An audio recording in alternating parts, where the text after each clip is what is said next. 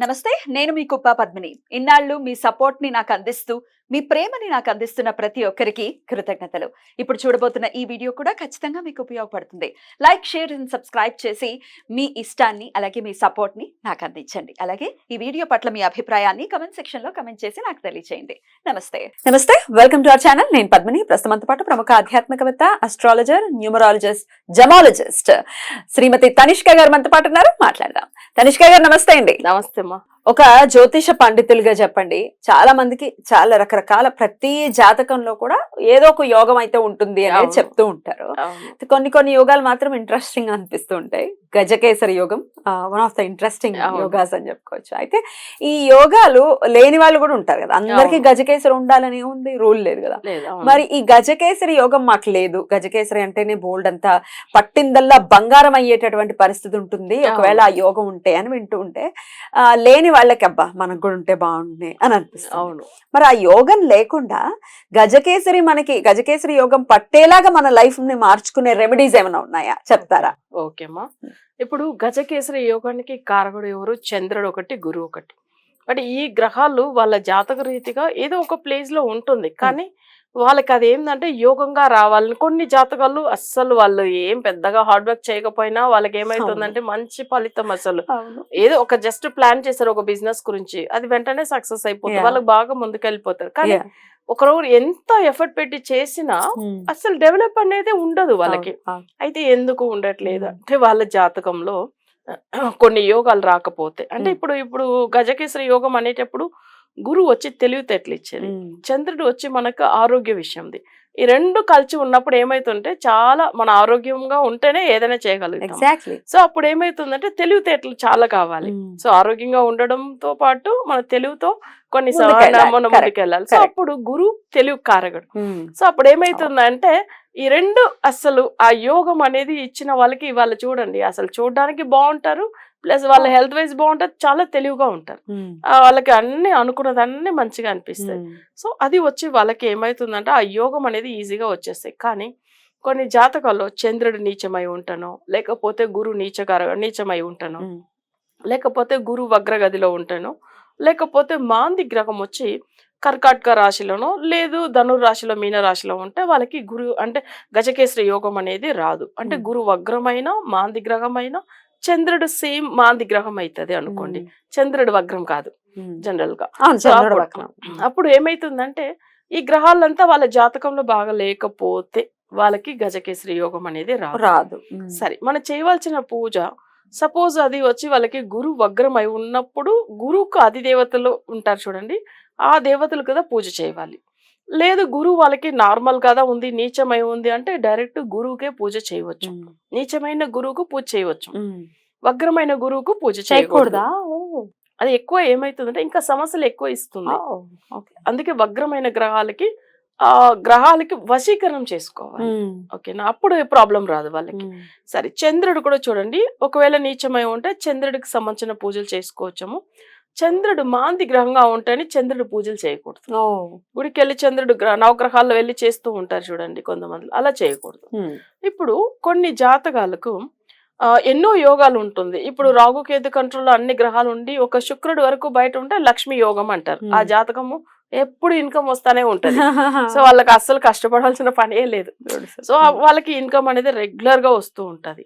అయితే కొన్ని జాతకాల్లో ఎన్నో యోగాలు ఉంది, కానీ ఈ గజకేసరి యోగం రావాలి అని అనుకుంటే ఒకటి మనకొచ్చి ఈ గురువుకు అధిదేవత ఇంద్రుడు కూడా. సో అప్పుడు ఏమిందంటే ఇంద్రుడికి వచ్చి రాజయోగ పూజలు చేస్తే మనకేమైతుందంటే ఆ గజకేసరి యోగం అనేది వచ్చేస్తుంది. బాబా అది ఇంద్రుడు లాంటి జాతకం అనుకోండి. ఎప్పుడైనా ఇంద్రుడికి అంతే గజకేసరి యోగం వల్లనే తను చాలా ముందుకు వచ్చాడు. బ్యూటిఫుల్. సో ఆయనకు ఆ యోగం ఉంది కాబట్టి ఆయన రాజు అయ్యాడు. సో అది కాకుండా ఏమైతుందంటే అసలు జనరల్ గానే ఈయనకు అధిదేవత ఆయనదా, గురువుకి కూడా జనరల్ గా మనం ఎవరిని మొక్కితే అసలు ఇంద్రుడిని మొక్కితే మంచిది, కానీ ఆయన జాతకం కూడా ఆ యోగం ఉంది కాబట్టి ఆయన రాజుగా ఉన్నాడు. సో మన కూడా ఎవరైనా కానీ రాజయోగ పూజలు ఒకటి ఉంటది, అది చేసుకోవచ్చము. లేకపోతే ఇక్కడ గురువుకు చంద్రుడికి పూజలు చేసుకుంటా కూడా గజకేసరి యోగం అనేది వస్తుంది. సో ఇది చేసుకోవడానికి వాళ్ళకంటే కొన్ని హోమాలు ఉంటది, కొన్ని జపాలు ఉంటుంది, అది కాకుండా వాళ్ళకి సంబంధించిన వశీయ మంత్రాలు ఉంటుంది. ఇదంతా ఫాలో అవుతాయి ఆ గజకేసరి యోగం అనేది తప్పకుండా వస్తుంది. సో ఈ కొన్ని జాతకాలకు చూడండి కోటీశ్వర యోగం ఉంటుంది. సో అది వచ్చి ఏంటంటే గురువుని కేతుని 11లో ఉంటాయి, గురువు కేతు కలిసి 11లో ఉంటాయి. వాళ్ళకి కోటీశ్వర యోగం ఉంటుంది. కోట్లేనా ఇంకా కోట్లే. Right right. ఆ గురువు చాలా తెలివైనవాడు, కేతు జ్ఞానకారకుడు. జ్ఞానకారకుడు. సో అప్పుడు ఏమైతుందంటే వాళ్ళకి ప్రతిదీ అసలు అంత మంచిగా అనిపిస్తుంది. అప్పుడు వాళ్ళకి ఆ కోటీశ్వర యోగం అనేది వచ్చేస్తుంది. సో అది 11లో ఉండాలి. గురువు వగ్రం కాకూడదు, కేతు కూడా ఒకవేళ ఆయన నెగిటివ్ అవ్వకూడదు, మంచి పొజిషన్ లో ఉండి 11th house లో ఉంటే వాళ్ళకి కోటీశ్వర యోగం. ఇట్లా చాలా మందికి కొన్ని జాతకాల్లో యోగాలు ఉంటుంది.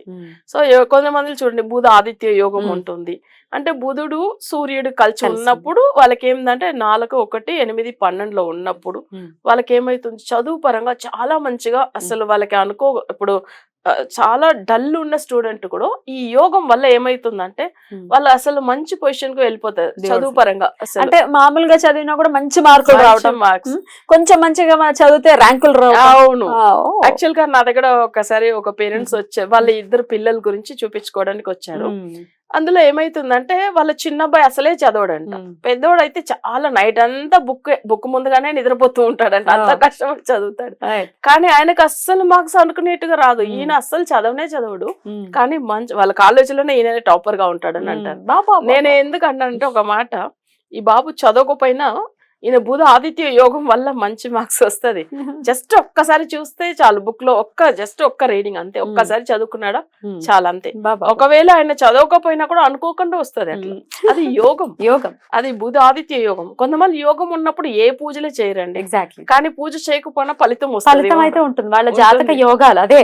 ఏమంటే వాళ్ళని చూస్తే వాళ్ళు ఎప్పుడో 10ంటికి లేస్తారండి, అసలు ఏవి పూజలే చేయరు, అయినా వాళ్ళకి బోల్డ్ అంత లక్ష్మి యోగం ఉంది, లక్ష్మి కటాక్షిస్తోందంటే జాతకంలో అలా ఉంది, మరి ఉంది కదా. రైట్. అయితే ఈ గజకేసరి యోగం జాతకంలో లేనప్పటికీ మనకి ఆ గజకేసరి యోగం పట్టినంత ఫలితం రావాలి అంటే అటు గురువుకి చంద్రుడికి ఆరాధన ఎలా చేయాలి అనేది ఒకసారి. ఇప్పుడు గురువుకి వచ్చి మనం డైరెక్ట్ గా గుడికి వెళ్ళి అక్కడ ఆయనకు అభిషేకాలు అంటే గురువారం రోజుల్లో చేయవచ్చము, గురు హోరాలో చేయవచ్చము.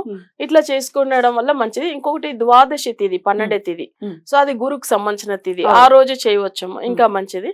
అలానే చంద్రుడికి ఏంటంటే పౌర్ణమి తిథిలో చేయవచ్చము, జనరల్ గా సోమవారం రోజులో చేయవచ్చము. సో ఆయనకు చేయడం వల్ల ఏమైతుందంటే అట్లా మనకు గురువు చంద్రుడు ఆ ఫలితం అనేది వచ్చేస్తుంది. అట్లా ఒకవేళ వీలు కాకపోతే మన వశీకరణ పూజలు ఇస్తాం చూడండి, అది చేపించడం వల్ల కూడా వాళ్ళకి ఆ యోగం అనేది యోగాల గురించి కూడా చేయిస్తారు పూజలు, ఎందుకంటే వాళ్ళకి ఇంకా తొందరగా వస్తుంది. మేము చాలా రాజయోగ పూజలంతా చేపించున్నాము, ఇంద్ర రాజయోగ పూజ అంతా చేపించున్నాము. ఈ గ్రహాలని మనకు రాజయోగంగా మార్చుకోవాలంటే ఎలా అనేది, సో అంటే గ్రహాన్ని మనకు ఫేవర్ గా వశీయం చేసుకునేది. అప్పుడు ఏమైతుందంటే తొందరగా ఫలితం వస్తుంది. సో అందుకే మన క్లయింట్లు అందరూ ఏమైతుందంటే అసలు పూజలు చేసిన వెంటనే ఎంతో ఫలితం వస్తుంది, మేము 10 రోజుల్లో 15 రోజుల్లో బాగా అయ్యాం అలా రివ్యూ ఇవ్వడానికి కారణం అదే. అంతే. గ్రహాల్ని వాళ్ళకి ఏంటంటే వాళ్ళు ఎక్కడో ఉన్నారు, కానీ మనం చేపించి పంపించే పూజలు ఉంది చూడండి, అది ఆ వైబ్రేషన్ వాళ్ళకి అందిపోతుంది. సో అంతే చాలు, అది చేసుకుంటారు. వాళ్ళకి ఏమన్నా మిగతా వాళ్ళ పెండింగ్ ఉన్న పూజలు ఏమన్నా చేసుకుంటారు, తర్వాత మనకి చెప్తూ ఉంటారు చూడండి. చాలా ఎటువంటి రెమెడీస్ ని చేసుకోవచ్చు అనేది చాలా బ్యూటిఫుల్ గా ఎక్స్ప్లెయిన్ చేశారు. కృతజ్ఞతలండి. నమస్తే. నమస్తే.